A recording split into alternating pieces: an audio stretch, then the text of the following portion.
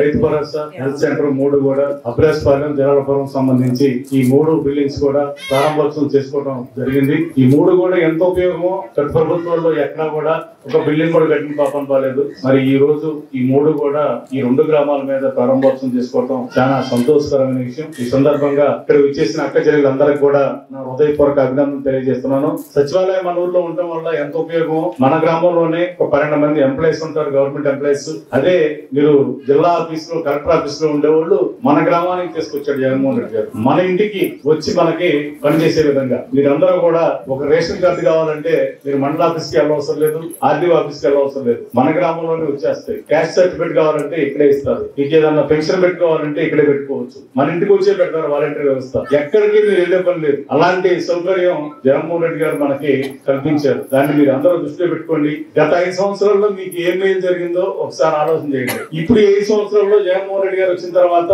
మీకేం మేలు జరిగిందో మీరు ఒకసారి ఆలోచన చేసుకోండి. పొడిచి పొడవతలకే 6 గంటలకే మన ఇంటికి వచ్చి పెన్షన్ ఇస్తున్నారు. మరి అట్లాగే ప్రతిదీ సంక్షేమ కార్యక్రమం. ఎవరు కూడా దళారులు ఎవరు లేరు. గతంలో జన్మభూమి కమిటీలు వాళ్ళ దగ్గరికి వెళ్ళి వాళ్ళ ఇంటికి వెళ్ళి బతిలాడుకోవాల్సిన, వాళ్ళకి లంచాలు ఇవ్వాల్సిన అవసరం లేదు. ఈ రోజున పెదకూరపాడు మండలంలో ఎంతో మంది రైతులు పాస్బుక్లు పొలానికి ఆన్లైన్ ఎకరానికి ₹1,00,000 కూడా ఖర్చు పెట్టిన రైతులు ఉన్నారు ఇక్కడ నాకు తెలిసి. ఈ రోజున రూపాయి కూడా లంచం లేకుండా మనం వచ్చిన తర్వాత ఎన్నో వేల పాస్బుక్లు ఫ్రీగా చేయడం జరిగింది. మరి జగన్మోహన్ రెడ్డి గారు వచ్చిన తర్వాత ఎంత నిజాయితీగా పాలన నడుతుందో ఒకసారి అర్థం చేసుకోండి అందరూ.